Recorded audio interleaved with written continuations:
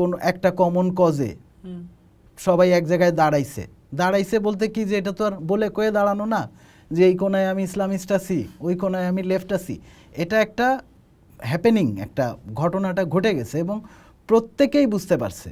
যারা এখনো বুঝতে চাচ্ছে না সে আসলে গোয়ার্তুমি করে। প্রত্যেকেই বুঝতে পারছে যে এটা এমন একটা অনিবার্যতা যেটা অ্যাভয়েড করার কোনো সুযোগ ছিল না।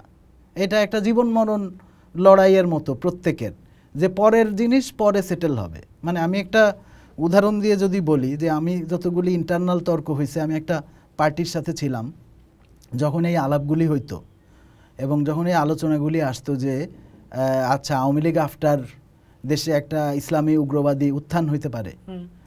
এখন যে কোনো ধরনের ঝুঁকিপূর্ণ পরিস্থিতি আমাদের লাইফে তো থাকেই, কিন্তু আমরা জীবন কখনো থামায় দেই না। আমরা একটা বেটারমেন্টের জন্য সবসময় যাওয়ার চেষ্টা করি আমাদের লাইফে। আর যারা র্যাডিক্যাল পলিটিক্স করে বা নিজের কমিউনিস্ট দাবি করে, তার তো আমরা যে এই অবস্থার মধ্যে ছিলাম আওয়ামী লীগের ওই সময়ে, তার জন্যে একজন সাধারণ মানুষ ঝুঁকি নিতে ভয় পাইতে পারে। একটা র্যাডিক্যাল পলিটিক্যাল মতাদর্শে বিশ্বাসী লোক ঝুঁকি নিতে ভয় পাবে কেন? কারণ তার তো আসলে ক্রাইসিস ফেস করতে হবে, সে তো একটা স্থবির অনড়তার মধ্যে আটকায় যাইতে পারবে না।